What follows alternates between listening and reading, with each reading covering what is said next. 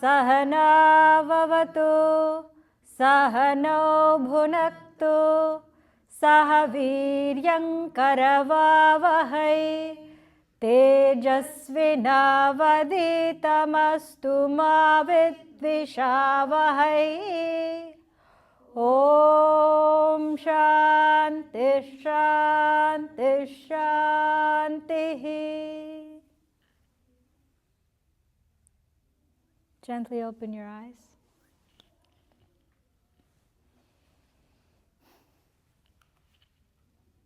Good to see everybody.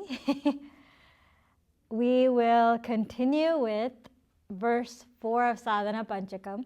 I did not get any questions for this week, so we'll dive straight into the text.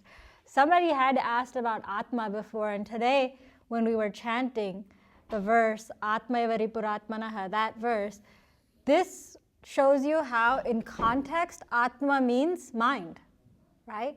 The mind is your best friend or your enemy, right? So Atma changes what it means according to the context. So when you ask, the question was, what is Atma? It depends. It depends on where you're looking at. And that's what reminded me. That was an example of one of the contexts where Atma is changing meaning. Okay. Here, when we're talking about Atma, most of the time, we're talking about this conscience, this entity, right? Satchidananda. Satyam, truth, chit, consciousness, ananda, bliss, happiness, joy, right? So it's about the innermost and the foundation of our existence. So existence, consciousness, bliss. We're usually not talking about mind or body, but I will contextualize where needed. Okay, so verse 4, we'll chant it together since we looked at it already last week. Remember, this has a lot of tongue twisters, so we'll chant slowly, and if I make a mistake, I'll chant that verse again. Khrudvyadhishcha chikitsyatam pratidinam bhikshaushadham bhujyatam swadvannam natu yachyatam vidhivashat praptena santushyatam shitoshnadi vishahyatam natu vritha vakyam samucharyatam audasinyamabhipsyatam janakripat naishturyamutssrujyatam. I chanted by myself. Hopefully next time we can chant together. Khrudvyadhishcha chikitsyatam pratidinam bhikshaushadam bhujyatam. So what did we look at? The definition of this last week. We broke it up. Khrud vyadhi. Khrud is anybody, somebody. Close. Krodha is anger. Khrud. What is said to be the disease of the body? Hunger. Khrud was hunger. Khrud vyadhi. Vyadhi is disease, right? So it is said here, hunger should be seen as a disease of this body. Chikitsyatam. Chikitsalaya. Chikitsyalaya. If you've heard of that, chikitsa is treatment, right? And that's a name for hospital in Sanskritam, chikitsalaya. In also Kannada, yeah, yes. Chikitsalaya. Although everybody's hospital, everybody's hospital now, but chikitsalaya. So chikitsyatam, treat it. Treat hunger as a disease of the body. Pratidinam, every day. Bhikshaushadam bhujyatam.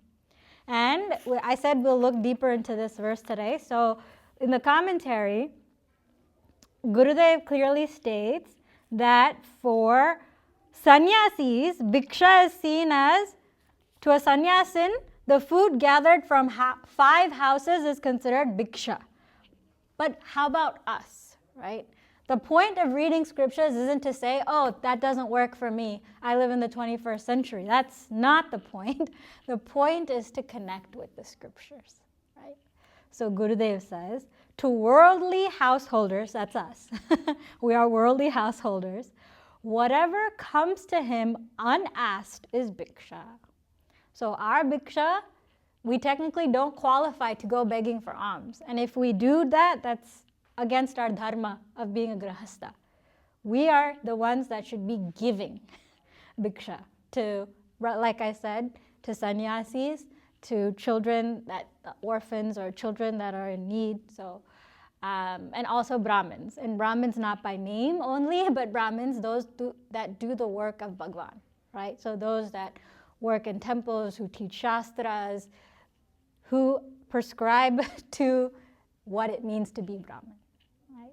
I know during some funeral rites, right? They say, find 3 Brahmins, any Brahmins, feed them. So you call people and it's like random Brahmins come. Well, it's not by name only, right? Brahmacharis can be asked to come as well. And Brahmacharis need not be by name only Brahmins. Anybody who is studying the Vedas sincerely, a student of the Vedas. So in Sandipani, where we studied for 2 years, anytime there would be a wedding, and yes, people did have weddings, there's a beautiful Jagadishwara Mandiram. If you have a chance to go to Powai, did I say Powai? Yeah, it is Powai, right? Anybody confirm? Somebody just went recently. It's called Powai, but Sandipani Sadhanalaya. So anytime there's a wedding there, they have food. And all the brahmacharis are excited because they're the first ones in the pani puri line and the lassi line and everything, because we're used to the same thing. I can tell you, Monday is saudan khichdi for breakfast because a lot of people fast, but we really eat a lot of that, so I don't think you should consider that fasting. And then Tuesdays, I think we are treated with like idli or doses. All the South Indians are like rasam, rasam, rasam.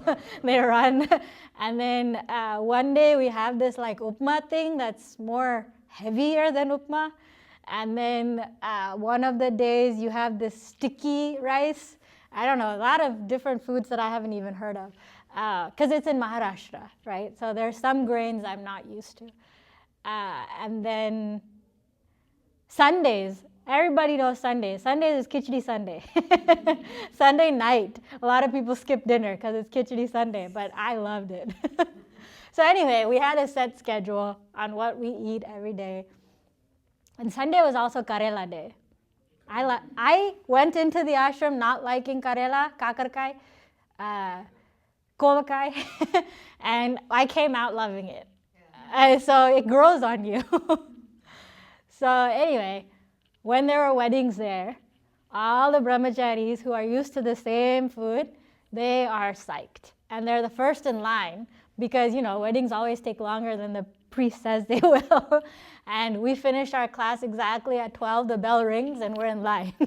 We chant 15th chapter and we scarf down the food. So there, they consider that as annadanam, right? Because they're feeding a bunch of brahmacharins. And we should not be yachatam swadvanam. The next line. We should not be begging for pani puris and kulfi. Kulfi? Is that it? Huh? The kesari kulfi or? Yes, kesar kulfi. That was the first time I think in my memory I had it. And I was like, all right, okay. And pan, oh man. They have pan ice cream too. Have you guys heard of that? Yes. So many things. Every time I go to India, they have something crazy and new and tasty, and it's difficult to practice, right? What is said in the Shastras. Anyway, for us, as students of Vedanta and the course, anything that came to us, we should have and should see it as bhiksha, right? And we had the luxury that Gurudev did the bhiksha for us. So for us, we didn't have to leave the ashram. We didn't have to go to people's homes to get bhiksha, because as brahmacharis, that's what you're supposed to do. The food came to us. People would sponsor bhikshas for us. Even today, you can, call Sandipani and say, I'd like to sponsor a bhiksha for such and such day. And after everybody's done eating, we sing Mangalacharanam. And when we sing the Mangalacharanam, we wish everyone well, and we say the name of the people who gave us bhiksha that day. So you're constantly reminded that you're seeking bhiksha, right? Now for us in today's world, I gave a few examples of food getting to our lips but doesn't go into our mouth. That's moments of understanding that this body is just seeking to cure the disease of hunger. There will be times that we are put in situations where we really want food, but we can't have it. That is an opportunity to practice this lesson. Because if you're standing in front of a buffet, your tongue will not listen to you, right? That's not easy. If you choose to practice it, that seems really, torturing yourself. Oh, I'm going to buy a buffet but not eat everything. That's not the intention. It's not to be cruel to oneself or one's body. It's to understand that there are situations in life where the food will reach here and not go in. And it might be because you pick the phone call up just when you're about to eat and you have to leave. You have to leave for work. You have to go change a diaper. You have to do something, Something has taken your attention away from being able to enjoy the food. Or your mind. The food is in front of you. It's healthy. It's everything. But your mind is elsewhere. And I'm sure we've done that. You sit there, you're eating, and then you look and the food's gone. The squirrel didn't eat your food. You ate it, but you were not conscious of eating, right? It's because the mind didn't allow you to be with the food at the moment and eat. Or maybe you're scrolling and your head is elsewhere and the food is gone, right? So for us, just like you're in a doctor's office, you don't do it as a side. You're in the doctor's office to get treatment. You get the treatment and you leave. When we eat, we're supposed to be conscious of it. Whatever comes to us, eat it. Feel the food, go down the throat. It's a kind of meditation. Some people do it like that. But you actually follow the food down to your body, to your stomach, and you can hear the food digest, right? And there's a lot of guidelines regarding food in our shastras. You're not supposed to eat food that's been out for more than 3 hours, I believe. And then I think it's in 45-minute increments of 3. So that gets you to around 3 hours. And you're supposed to, so your stomach is divided into 4 parts. 2 is supposed to have food, solid food.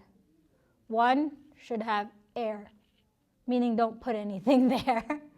And 1/4 is supposed to have water. You're not supposed to eat till here. I ate too much. That's not the guideline of how to eat food and food that should get digested properly. So many of our intestinal problems have to do with what we try to stuff in. And built into our guidelines are fasting days, right? You pick your Bhagwan and you fast weekly once or whatever you choose. And you have Ekadashis twice a month. Ekadashi is supposed to eat, and Dwadashi you're not supposed to feast. Dwadashi is a slow re-entering of eating. So if you know people who fast regularly, once they break their fast, they don't scarf down a bunch of oily or sweet food. They take their time, they start off with something light like coconut water or whatever, something simple. And then you start eating food. Usually you can take tirtham as well, right?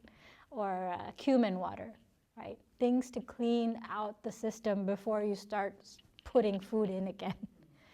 And it's a machine. That's what this is saying. Like, if you treat your body as an instrument, and this instrument needs tuning, then you'll know that when you're hungry, it's nothing more than a tune-up. That's a different way of looking at this body, right? Because most of the time, what do we see? This body is meant to experience the world and enjoy it. And if that's the perspective with which we see this body, then that's the road we'll go down. But when we change our relationship with the body, so many things change for us. The reality of what the body is comes to mind. I feel like we're not as exposed to people of different health statuses and age ranges in this country as much as you would in other places. When you see, not your own children, but in general, around you, even before you have children, you see a pregnant woman, then you see the child, then you see the child grow and the tantrums and this and that around you. Again, not your own children, because that's a unique experience. And you're so attached, sometimes you can't think objectively. And then you see that person get older, or maybe you are born into a family with grandparents and great-grandparents. They start telling you their knee hurts, their back hurts. I saw my grandmother when we were in India, and she was showing me old wounds on her body and how they hurt, right? And it's like, okay, like, what do you want me to do this time, right? Like, one time you try coconut oil. She's like, oh, it helps, it helps. It helps for a week, 2 weeks. And then you try something else, and this time we tried some lotion, right? And because it was some lotion from America that came, it worked for another month, right? It's in the mind, but you start to see the ages and the wounds, that people carry. You get a better idea that this is the nature of the body.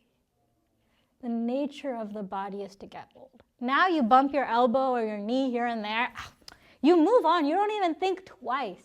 There'll be times where I take a shower and something burns. Oh, when did I even get that scratch or that bump or that bruise? You don't even think about it because the body is already going. It's a machine, it's working until it shuts down, but it's working. But after a while, you notice that even the smallest, I got up the wrong way. I slept the wrong way. Some people are like, I'm 35, I'm already there. But those are indications, not, oh man, like I have to exercise more. Maybe you do. I have to eat better. Maybe you do. But the foundational aspect is, this is the nature of the body. What am I doing to better handle this body? I talk to so many elderly people in my family now, and they're like, I only eat 2 meals, and that too, I eat ganji, like ragi ganji. What is an English translation? Gruel? For porridge? Ganji. Porridge? Porridge. Anything easily digestible, really, and healthy. Basically what babies were initially fed. That's one of their meals, and that's their night meal, because there's no action that's taken between dinner and the next morning, because they're sleeping or trying to sleep. Because you don't get sleep as you get older as well, right? So our job isn't to push the body and strain the body. It's to watch and observe. So many things can be learned by observation. That this is the nature. Okay, if I'm not able to digest food, that doesn't mean, oh, I have 10 more years left. Let me just, where's my wish list? Italy for pizza and Belgium for waffles. And I'm going to check, eat, pray, love. It's adjusting to this body. If hunger is a disease, at that point at least it should click for us. Then I reduce my intake even further. If I can't get sleep, I increase my japa. I don't sit on my phone and scroll so the people in my next room can hear the phone is still on, but I'm asleep because I went to sleep with scrolling. Because that's become a thing now too. It's not about kids using phones. It's adults and older people using phones because they're lonely and they need something to occupy their time and mind. These things won't magically happen. I won't magically be like, oh, I don't need so much food to survive. Oh, I don't need screen time.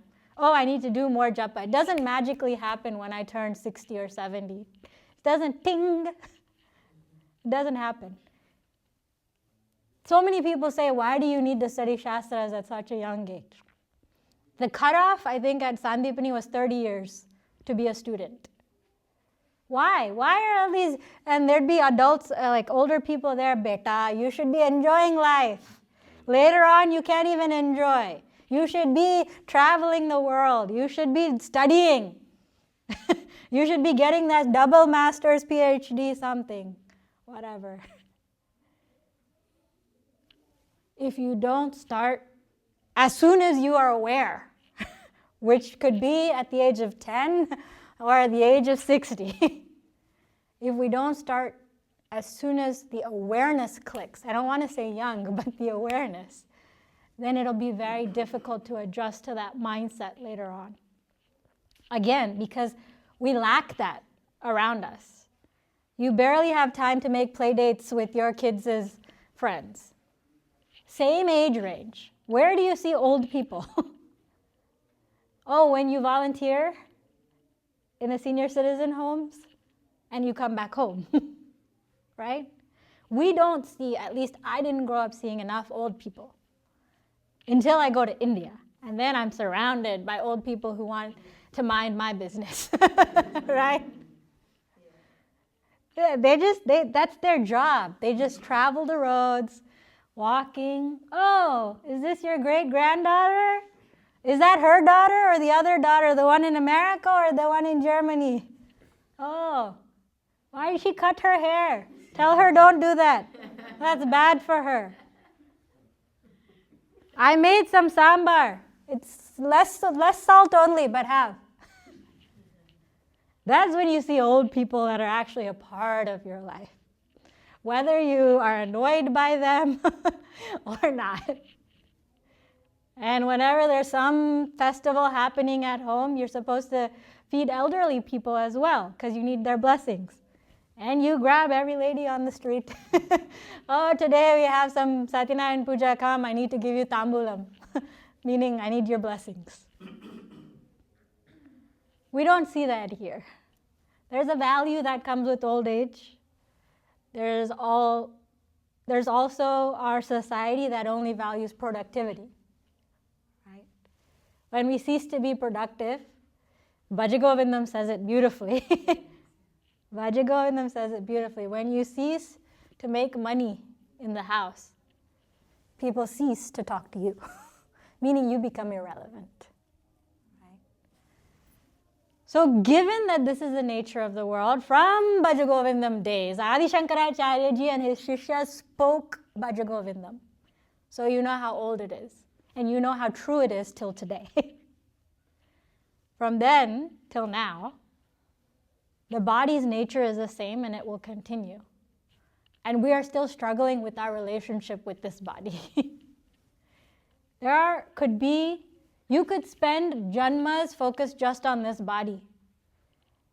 We talked about this, I think, 2 or 3, I can't even remember when, but people who are trying to keep their bodies frozen, that works if you think this is the only life you have, and it gives you some peace of mind, thinking, oh, I'll somehow be able to channel a robot to come into my AI life, and that body will come back up, and life will continue, right?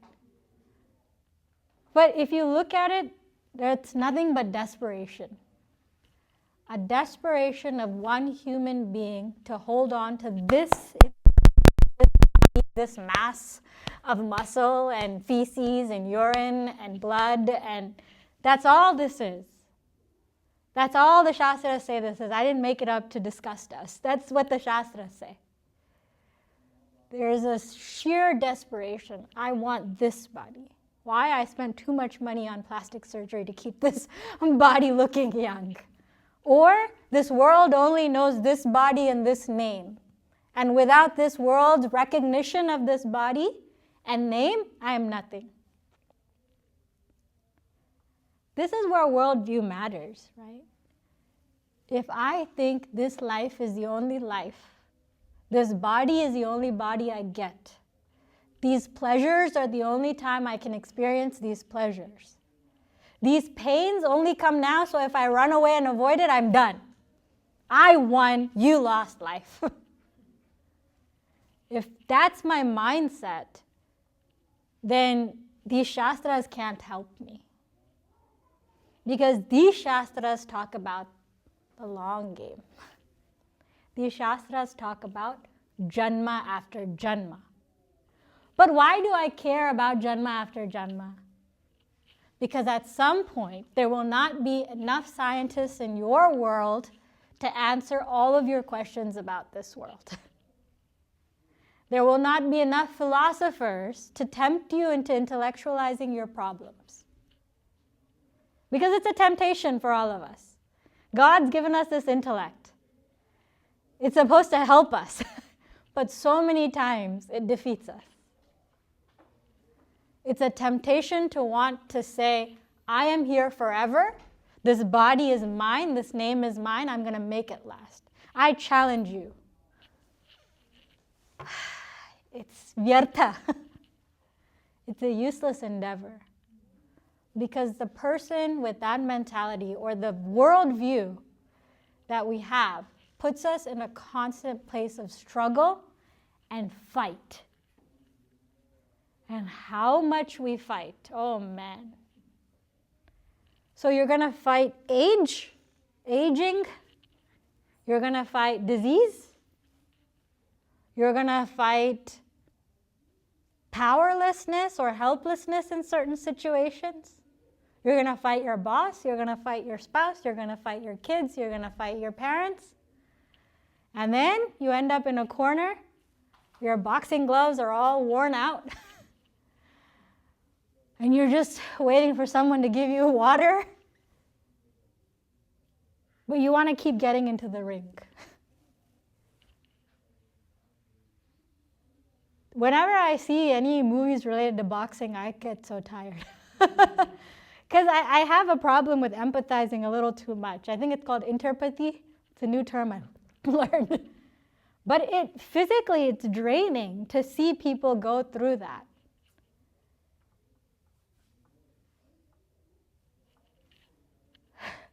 There's peace in some silence. I'm not listening for anything, don't worry.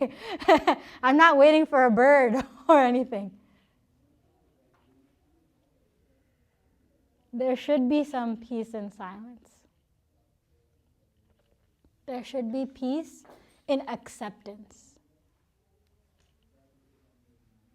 This is the body. The body will age. The body will get hungry, the body will get thirsty, and that will change over time. As I get older, less hunger. As I get older and I don't want to wake up at 2 a.m. to go to the bathroom, maybe less thirsty. So, if my relationship with the body can change now, I will be able to respond better to it now.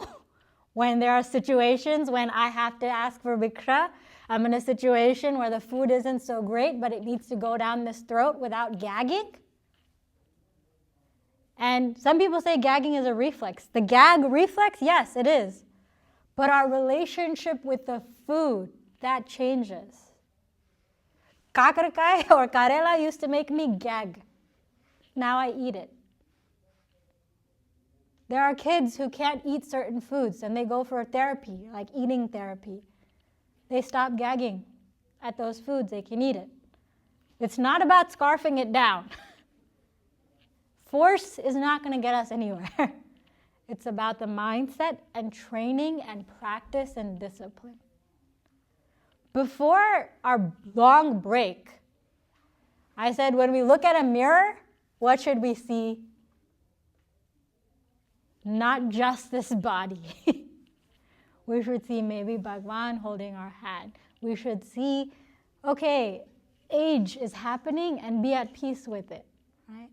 We should see, okay, I didn't sleep well last night. Wash my face, let's go. Objectively viewing it and moving forward. The more time Okay, I got this, okay. We stretch and pull and pinch ourselves, the more time we lose in moving forward. So seeing the body as it is, a machine, and not being so attached to it, and not as my body.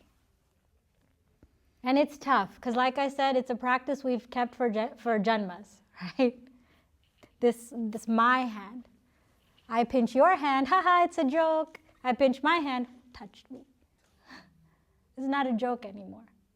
So from the smallest things, a mosquito bites you, it's a caution for me. Where's my mosquito net? Where's my mosquito cream? Whatever. A thorn pricks you from the rose, oh, I'm not touching those roses. So we have that relationship with the body. It will take time to break. It'll also take observation. We need to open our eyes to the world around us, to the people around us. How we view little children, how we view older people. What is the worth I've placed on the value I've placed on this body? Is it worth it? Is it even required? I take this iPhone and I throw it across the room. Everybody will be like, she's nuts.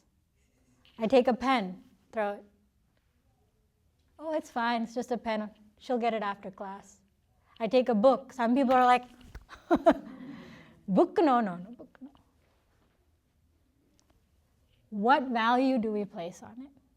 And is it valid? Objectively speaking, is it valid? Once we start with this body, I'm telling you, everything else can become easier. Even the mind will become easier. How? I cry over something or I get overjoyed over something. Am I placing the right value on that situation? Objectively speaking, should I have been mad for a whole week for this small thing? Or should I have let this person walk all over me for a month? Should I have not stood up for myself? Both ways. Both ways. But it can start with the body. Because once we discipline this body, it's easier to discipline the mind. When we need to calm down, calm down, calm down, calm down, versus, okay, calm down. I feel you, chest. I feel you, heart. Heart, you're beating so fast. Slow down. Okay, there we go. There's a difference. Working with your body is easier than yelling at your mind. Then once you feel wherever your pressure points are, whether you tap to calm down, whether you do bhajans, right? Because bhajans are beautiful. There's a difference between Carnatic music and, bhajans. Bhajans, people usually are like swaying and enjoying, and some people are dancing. Carnatic music, you see less of that. Carnatic music, but both still keep beat. There's still a physical component. Carnatic, you keep the beat, you keep the talam, the discipline. Bhajans, and some people don't have a rhythm. But I didn't know that was possible. But I remember a friend of mine at the Vedanta course, there'd be Shri Ganesha, that's our Ganesha bhajan. Shri Ganesha, Shri Ganesha, Shri Ganesha, Pahimam, Jaya Ganesha, Jaya Ganesha, Jaya Ganesha, Rakshamam. Simple. And I will mess up, but she's completely offbeat. We'll be like, Shri Ganesha, Shri Ganesha, Shri. Like my song is going with her beat. But there's a physical component. Offbeat, you're involving the body. That's easier to regulate than the mind. Start with the body, then regulate the mind. Start with telling the body, this is your bhiksha today, eat it, stop craving. Then you can tell the mind, stop craving everybody's approval. Stop craving applause. Stop craving that people listen to you. But if you just off the cuff tell it, the mind will be like, you stop craving. Start fighting again. That's why I'm spending so much time on the body. It's a process, and it takes practice. Swadvanam natu yachyatam vidivashat praptena santushyatam. So don't beg for tasty, tasty food. Whatever comes your way, see that as your bhikra and eat it.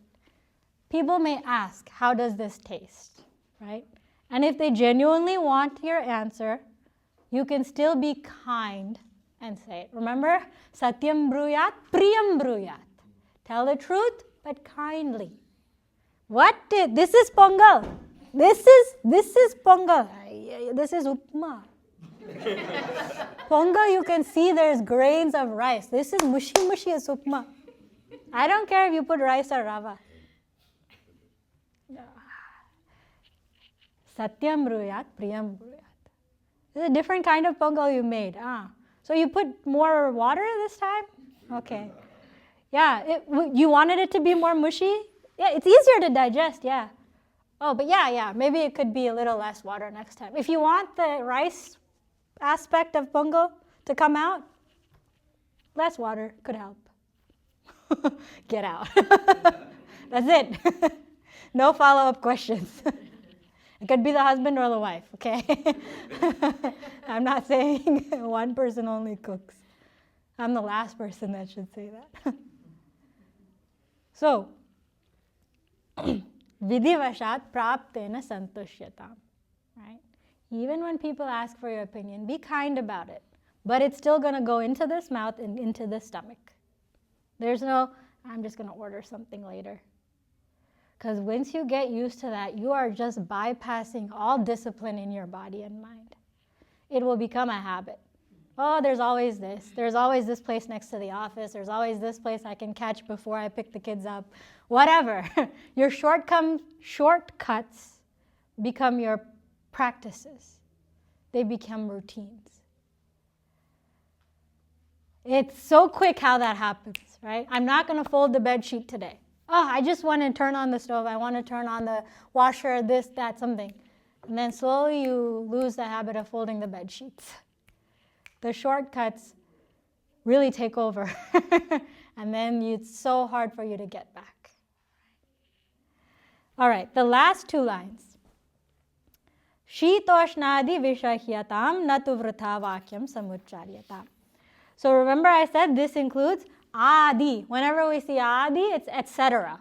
Well, there's two meanings. Adi at the end, as a suffix, is etc. Adi could also mean beginning. Adi and Anta. Beginning and end. So you'll hear that in a lot of bhajans. Adi tu, Anta, Antya tu. Everything is you. Beginning, middle, and Madhya tu. So, here, Shita Ushna, heat and cold. What are the other ones? Joy and sorrow, success and failure, pleasure and pain. All such other pairs of opposites are experienced by the human mind. Now, what is our goal? Not get pushed around by these opposites. Right? Have you played bowling and you have the bumpers on? And you sometimes you're like, I don't care, the bumpers are on. You roll it, hits the bumper. Or air hockey, foosball.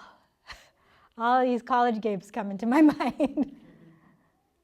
You get knocked around, basically. Right?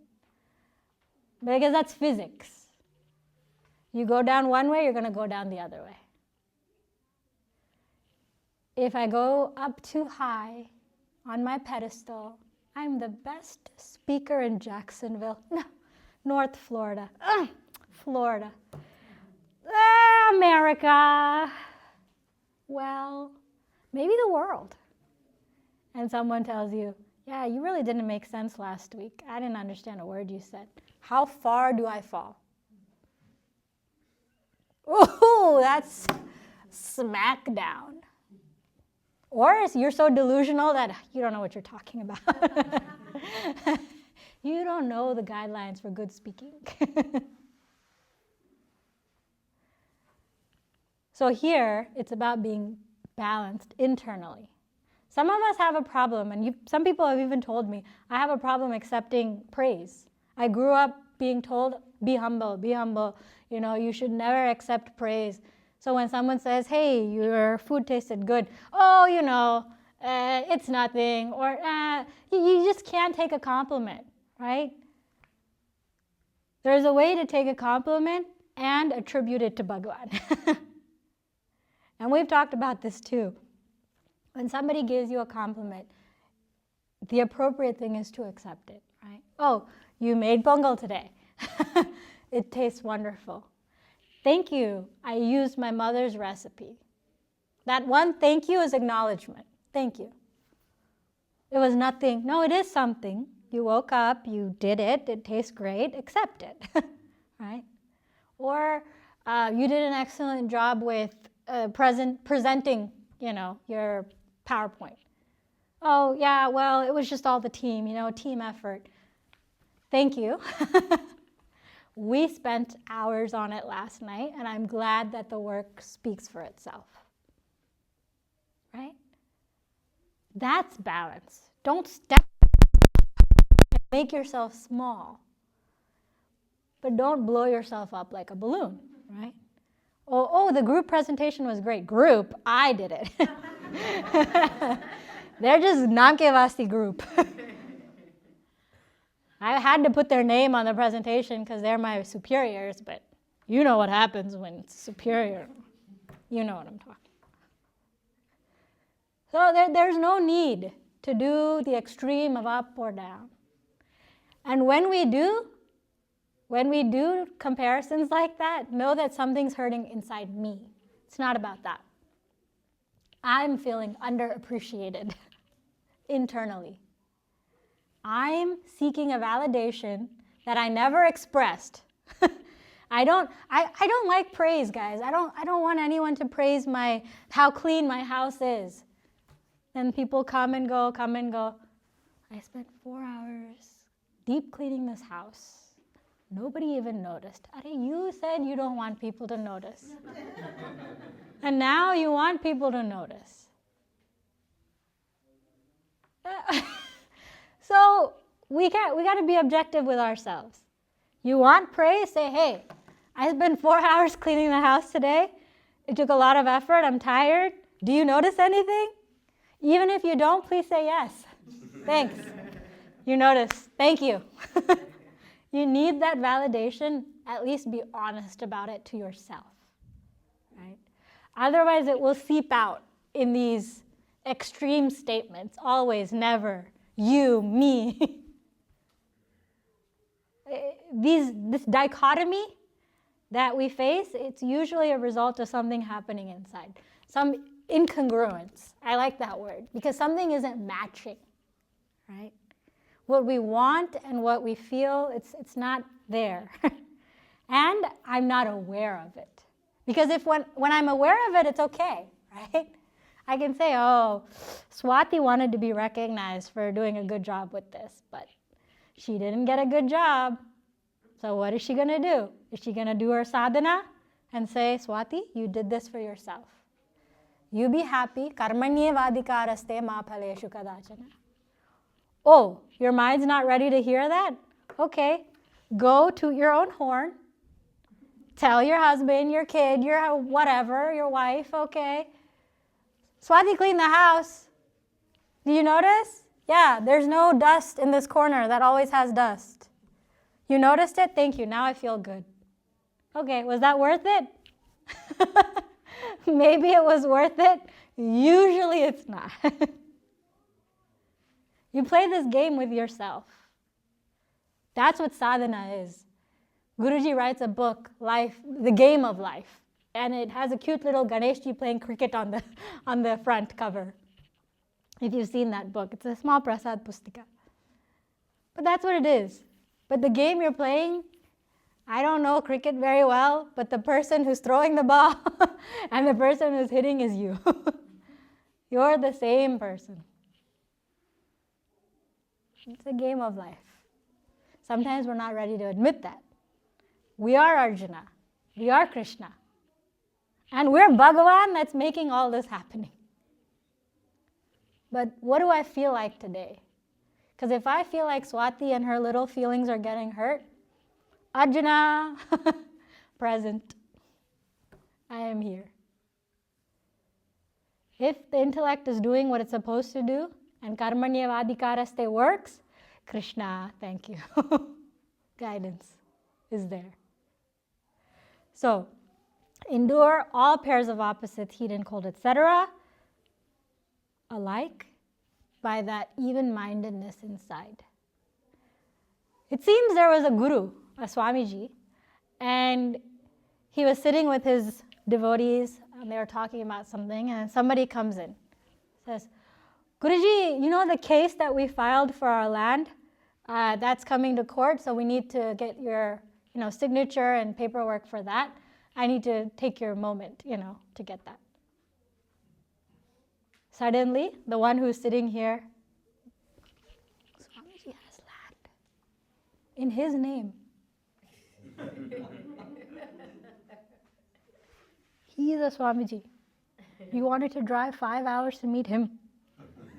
I don't even have land these days. Swamiji's land. And that's it. Shraddha gone. Everything nashanam. Nasha, buddhi nasha. Why? This mind had to take a detour. But this Swami, he can, sometimes you don't need to read minds, okay? the attitude, the face, the body language is enough. But he can read minds. And he knew what this devotee was thinking. And he doesn't need to justify, okay? Remember, he's the even-minded one. He never needs to justify. But in a smooth way, as he's signing the paperwork, he explains. In Uttarakashi, we have ashramas that are being taken over by other religious groups, and the land is being usurped without even notice. Ashrams are shutting down. Temples have become dilapidated. Unfortunately, ashrams have been forced to own the land in which they have been living in for yugas. Bhadrashrama and all, yugas. Ramji was visiting these ashramas. Valmikiji's ashramas and all need to be signed and dated to a place and a person. A person. Because if it's just an organization, there's too many loopholes. Therefore, this name is being used as an instrument to ensure that nothing happens to those who dwell in this ashram and the teachings and the libraries and everything here. Of course, when I go, I am taking nothing with me. I have no children to pass this down to. It is for the sustenance of dharma. I take up this responsibility. With this body, I shed that also. How would we have guessed? Do we live there? No. Do we know about the legality and land encroachment and the gundas, giris? Because there are gundas in Uttarakashi also. Man, land, oof. There are streets in which you cannot walk in saffron robes in peace. In Uttarakashi. Yeah. So, you don't know, I don't know. But what did this nice little devotee, Swamiji, has? Land. That's what the mind does, right? But that Swamiji, even-minded. I need to take up a responsibility equally, I need to drop it. That's it. Gurudev never wanted to start, if you saw the movie, you saw, right? Gurudev never wanted to start an organization, especially in his name, but they said, Chinmaya, it's that light. It's not about your name, so they tricked him into calling it Chinmaya Mission. And what did he take with him? Even his last thing was for Anjali Desai or Patel, I can't remember. Anjali Desai, I think. She wanted unique pictures of Gurudev. And what did he say? Come on this day to the airport and you'll get it. What were those unique pictures? Gurudev's mortal remains. Nobody had taken pictures of his mortal remains. Unique picture. He delivered on the promise to Anjali-ji. And she still tells stories about Gurudev, and she's a hilarious human being. She visited the ashram when we were there, and she would tell about her cooking for Gurudev and making a mess, and she still lives with those memories. She's a joyful person. So they know what the role of this body is, what the role of this tongue is, which is the next line. Don't talk about nonsense. Don't waste this tongue on those things. Right? Gurudev says 4 main topics: women, wealth, pleasures, and enemies. Women talk about other women, men talk about women. Women seem to be the object of many conversations. That's the society we live in, unfortunately. Wealth. Wealth is under many things. Cars that you buy, lease, whatever you do to cars. Houses that you buy, furniture, remodeling. Put all of that under wealth. Because nobody's sitting, I have 3 pots of gold. No, we talk about all these other things as wealth. Right? You know, wealth is also the number of tags that come after your name, your degrees. Right? Because that's also Saraswati Mata. Wealth, knowledge is wealth. So that's all wealth. Pleasures. Oh, we went to vacation here and there. Oh, it's the last chance to go skiing, guys. All the slopes are, drying up. And if you got that, man, my cousin got it. Some season pass or whatever. If you get the season pass, you got to use it now. Everybody, skiing equipment is expensive. You should use it more than once a year. Pleasures, that's not work. That's a pleasure. Now that's not wealth, it's a decrease of wealth. Skiing is an expensive hobby, just like motorcycles. My cousin's obsessed with that too. And enemies. Yeah, you saw this person? They didn't come to the party last night. Why? They had a fight with them. Oh, what happened at work? Yeah, our manager visited, so we had some outing, and I ordered this food, but he took it away, and then I had to reorder food. Why? He just looked at me weird, Something's going on. He's not letting me eat in peace. He's expecting so many things. I have so many things I have to get done by tonight. And am I going to get that next promotion? He was having drinks with another guy. I'm sure he's going to get the promotion. I do the work, he gets the promotion. Enemies. It doesn't have to be, oh, my mortal enemy, Ravana. No. These small enemies are enough. So-called enemies. So these 4 things are where most of our words go. Vyartha. Then Gurudev gives us a substitute. He said, okay, if you don't talk about that, what should you talk about? The nature of reality. The sorrows of the worlds of plurality. The lot of the ego, the jiva. The ways of liberation. The means of self-control. The beauties of life divine and glories of men of realization. Swati, do you want us to have friends or not? I know. You think I should go and talk about Brahman at my party? Obviously, you don't have any friends. You don't know what you're talking about. It's about our mindset. If we change what we think about, what we talk about, how we want to live our lives, it will gather around you. It will. And you will have people where you visit and they're like, oh, which Swamiji is coming into town? Oh, he's coming from this Matha, okay. I've never heard about him. What's his siddhi? What's his specialty? Oh, I heard this story about him. You think that's true? He really did this? Well, even if it isn't true, look what happened in this place. Okay, That's a step in the right direction. Even if you're talking about disbelief of some Swami's existence, you're still talking about some Swami, right? Another way, this sorrows of the world of plurality. We like to complain, but what makes complaint higher than that lower?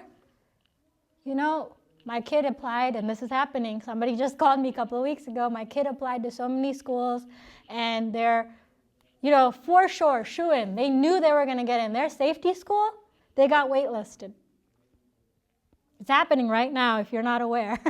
'Tis the season. And the school that we didn't even want her to apply gave her a scholarship. So now she's going out of state. What are we doing? What's going on? I don't know.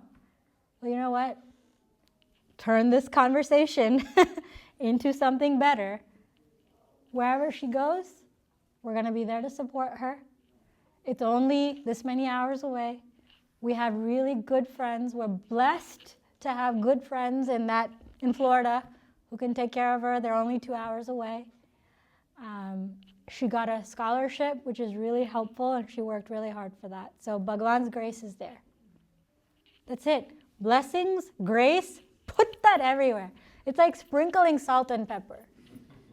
Grace and blessings, kripa.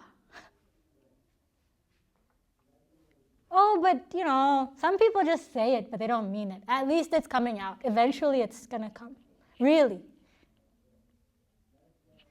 If it starts somewhere, it will get somewhere else. Blessings. And I think, I'll say it, Hindus are very scared to say certain things out loud. But I've been in situations where people are like, God's grace, and they're talking about Jesus, right? Or, inshallah, they're talking about Allah. And they don't care where they are and what situation they are, if they're among them, their own or not. Because for them, it's the sentiment that that divine is with me. That's it. But we never say Krishna. You say Krishna in your work setting, they're like, are you a Hare Krishna?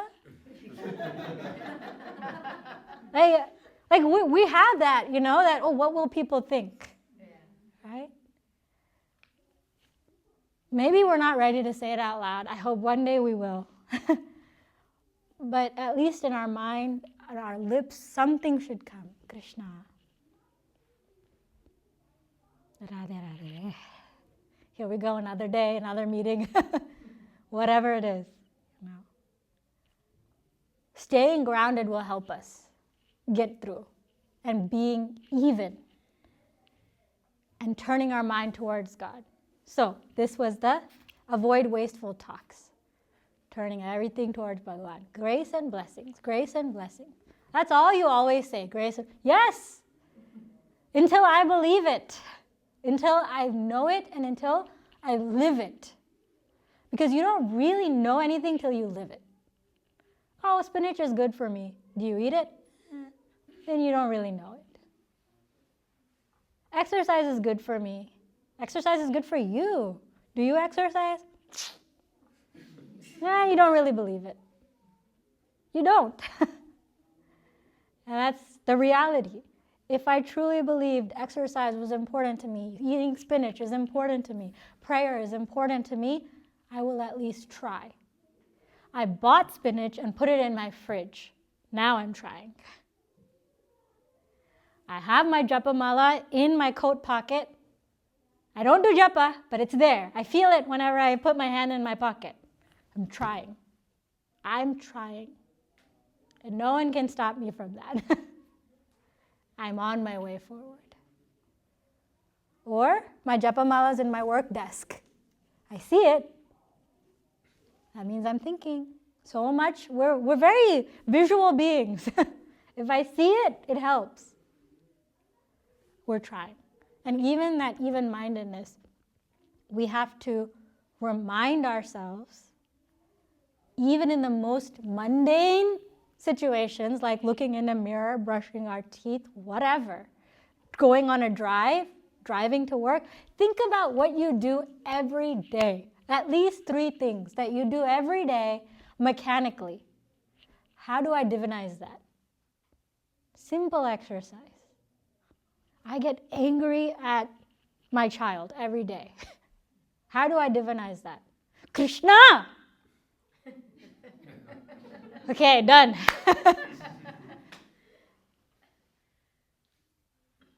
What else? What do you do routinely? Some people put gas in their car, some people charge their car, whatever it is. Bhagavan, thank you for this energy, Surya Bhagavan. At some point, all energy comes from the sun, okay? You take processing this way or that way. Surya Bhagavan, thank you. Done. Divinize charging or putting gas in my car. I'm addicted to the news. I have to listen to the news every morning, okay? After your 30 minute, whatever minutes of NPR at the end. Bhagavan, I can't change the world, only you can. Right? My husband and I were glued to the TV yesterday. At the end, I'm not going to go there and do anything. I don't need to talk to everybody in the world about it. So what's next? Is my India flight canceled? Then it'll, right? That's what everybody was worried about. Or your work situation. Bhagavan, the world is changing far beyond what I can accept, understand, or expect. You are Chakradhari. This is your Leela. I am a small cog, and my life will get affected. A ripple will come, because these are major events. But as the ripple comes, may I float gently. May I not get upset if things get canceled. May I be able to handle any kind of criticism that comes from others because I look a certain way and these things are happening. Right? You know what I'm talking about? Bhagavan, help me go day to day through these ripples, floating gently instead of in the storms, as Gurudev says, the storms of life. That's all. So, what did we do? We turned driving or putting gas in the car into divine prayer, listening to the news as divine prayer, and yelling at your children as divine prayer. That's all it takes. That is sadhana. You can intellectualize sadhana as much as you want. Starting with the body, starting with the words, we move forward. Even-minded internally, you're making progress. I'm making progress. It's working. It's not overnight. And maybe you will see Krishna before your anger goes away. And you can show Bhagavan Krishna your anger. I can't remember the names, but there's some sant. He was just so angry. He's like, Bhagavan, you come here now. So the anger didn't go anywhere. That sadhana went somewhere else. But Bhagavan came. And he could express his anger to Bhagavan. And of course, he'll take care of it by then. All right, we'll stop here. We'll continue with the last verse next week. We'll do Purnamadaha. Om Purnamadav Purnamidam Purnat Purnamudachyate Purnasya Purnamadaya Purnameva Vashishyate. Om Shanti Shanti Shanti. Harihi Om. Gurubhyo Namaha. Harihi Om.